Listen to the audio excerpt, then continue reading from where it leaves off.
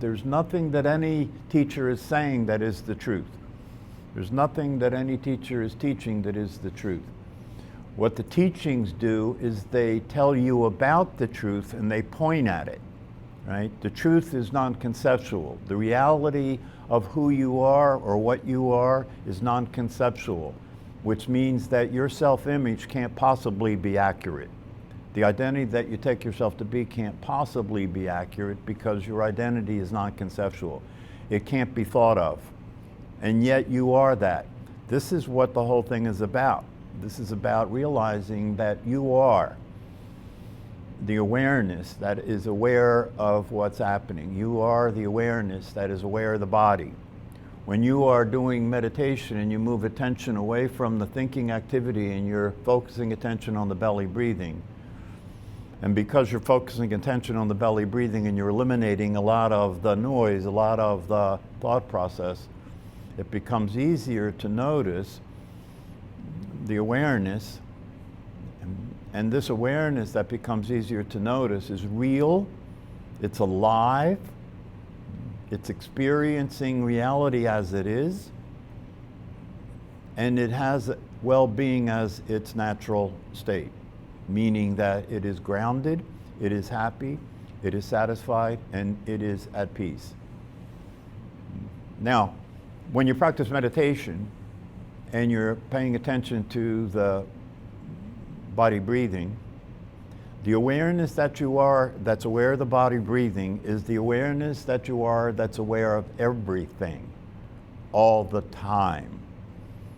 And so what we want to do eventually through these practices, once you begin to get a gist of the truth, once you begin to have a brief experience of reality during meditation, now that takes time, right? So you may have to practice a while before you get enough bandwidth, before you get enough attention at the right time to experience things as they are. And when you practice meditation, if you've been doing it every day over time, eventually as you sit there with your eyes closed or open if you prefer to meditate that way, you'll start to experience a sense of space.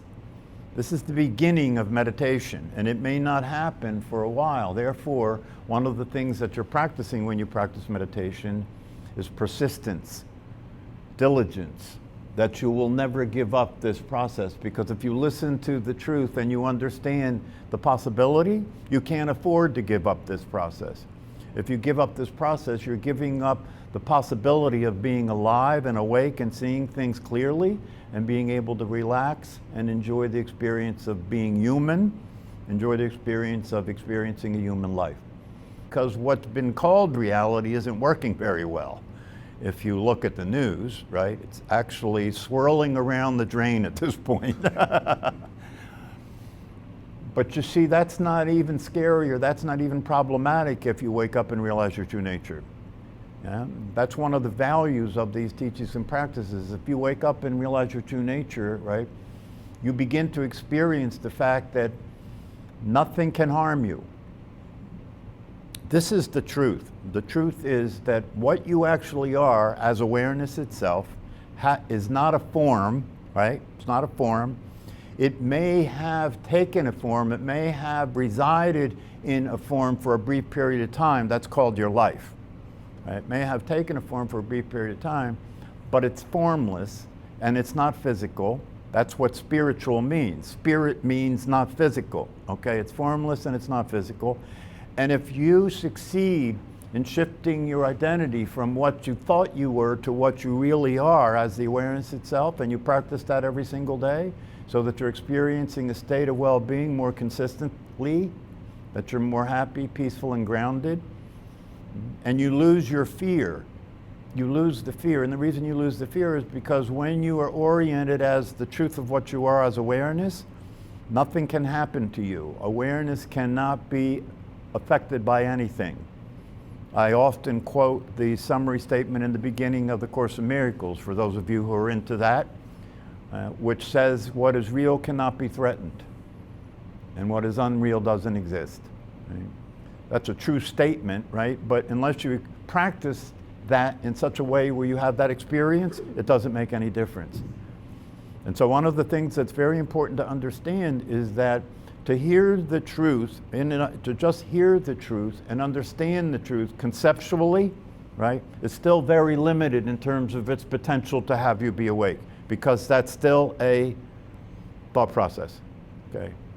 So a lot of people study the teachings and study the sutras, you know, and so forth, and study the Advaita Vedanta teachings, right? And so they get a sense of what the truth is through these concepts, right?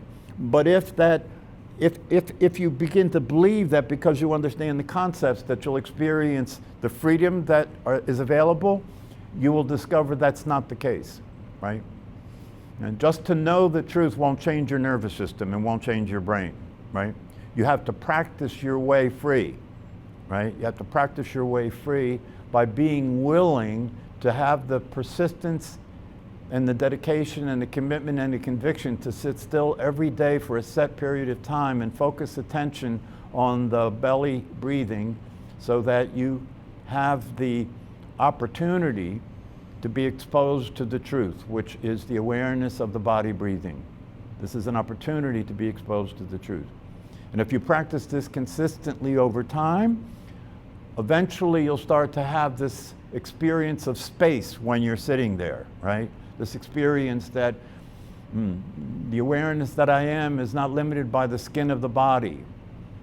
Just because the awareness has temporarily taken residence or temporarily become aware of the interior of the physical body, it doesn't mean it is the physical body.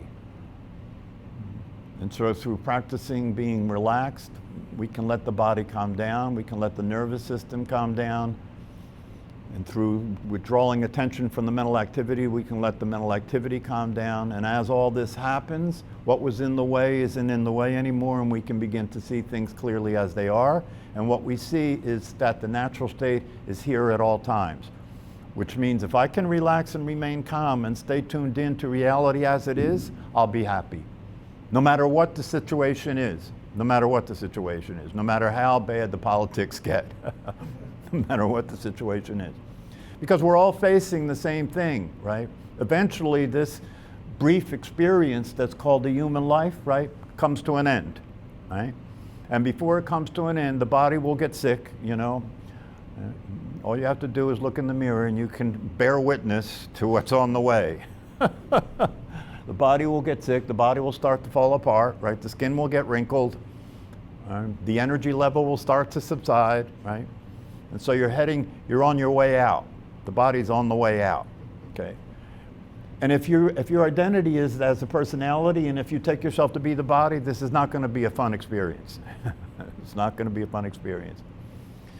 So that's why to practice these practices and to experience reality as it is allows you to come to an end of this experience as a personality so that you can relax and enjoy the experience of being alive and not be afraid. And as the body gets sick and old and dies, right, you can be aware of it but not be it. You can be aware of it but be unaffected by time, be unaffected by these changes. So this experience of yourself as awareness that has no limits, awareness that is always in the same state of well-being, now starts to show up consistently in your everyday life, right? And it balances out the reality. So you have the personality that's necessary to be in the world, you have the body that's necessary, it's transportation in the world in time and space, right? And because you've taken yourself to be this, things have been way out of balance, right? But now when the awareness is now present through practice, there's a balance. So when the personality is crazy, the awareness brings it back into sanity, right? You will actually experience this when you begin to what they call wake up. You'll actually experience this. What I mean by that is you'll experience that there will be things happening in the mind that you would normally believe. Things happening in the mind that you would normally pay attention to and follow, right? And because you're now experiencing the awareness, that the awareness is there now to check on whether what the mind's doing is realistic. It just does it naturally, right? And when the mind is off base, when the mind is running survival programming, when there's nothing to be afraid of, it's running survival program when there is no threat, the awareness has the mind calm down and realize that this program is just a program. Right? And so it can bring balance to your life. It's called equanimity, right? You can bring evenness so that as you go through the day, instead of jumping all over the place, right, and being upset and then calming down and being upset again and then calming down and then being so tired you can't wait to go to bed at night and get up in the morning and do the same thing. Instead of that, right, you begin to experience your life. What is that? Your life means you begin to experience the beauty, the value, the preciousness, and the mystery of what you are. Because the truth be told, we call what you are awareness or consciousness, but those are just words, right? Nobody knows. Nobody knows what actually it is that we are. You could call it anything you want to call it, but once you start to experience the truth, which is that the personality is just a temporary mask, it's just a temporary character that you're playing in this game of life, once we begin to see things clearly in regard to that, so that character is no longer blocking anything, that character becomes transparent, right? So that you can see through it instead of be stuck by its limitations. Once you begin to have that experience, you begin to experience that your life is an opportunity for you to be satisfied, and your life is an opportunity to be happy, regardless of the circumstances, and that's available at all times, right? So this is an attractive possibility, isn't it? I mean, if it's pitched right, anybody would want this, wouldn't they? Yeah. The problem with that is that when you hear this, you hear it and you're still in the identity of the personality in the physical body when you hear this. Therefore, when you say, oh, I like that, that's attractive, I want that, you begin the process of the personality trying to wake up. Don't you?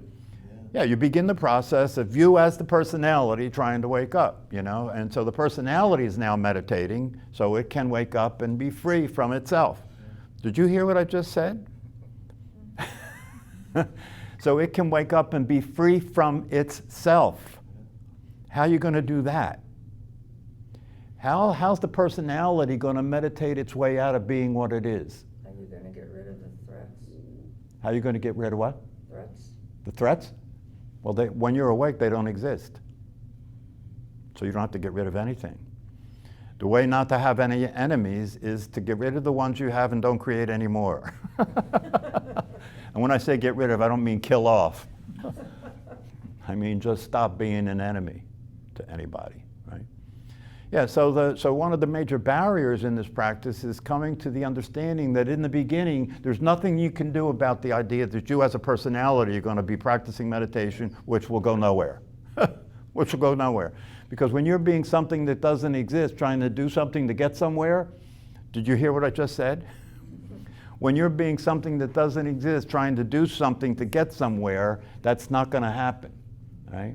So one of the things that has to happen in the practice of meditation is we have to understand that the personality will lay claim to everything. When you're sitting there practicing meditation, between the awareness of the body breathing and the body breathing, the personality will try and interject itself, right? Between the awareness of the body breathing and the body breathing, the personality will pop up in the middle of that and say, I'm breathing. Doesn't it? That's why a lot of people say when they're practicing meditation, I'm following my breath. Because I'm practicing meditation, you see. So you have to be able to recognize that and no longer allow yourself to be following that process, which is a mental process. That's why we're moving attention away from the mental process, so you can experience what's real instead of continue to believe in something that doesn't exist. When you lose attention to the reality of what's happening in your life, it falls apart. Why? Because you're dreaming. You're having a dream, and it's usually not a good dream, right? You're having a paranoid dream about what's happening, right? And that paranoid dream has you ready to fight or flight, right? Ready to run or fight all the time, right? And so what we're talking about is relaxing and allowing this whole situation to calm down so that you can experience well-being and have a life worth living. Yeah, so if you want to have some fun and you want to have a life worth living and you want to be able to relax and enjoy the experience before it's over, then get started now, practicing coming out of the dream, because as long as you stay in the dream, your life will be the same as an ordinary human life. And by the way, the herd is on its way to run off the cliff. So I wouldn't advise you to just follow what people are doing generally. It's not a pretty picture.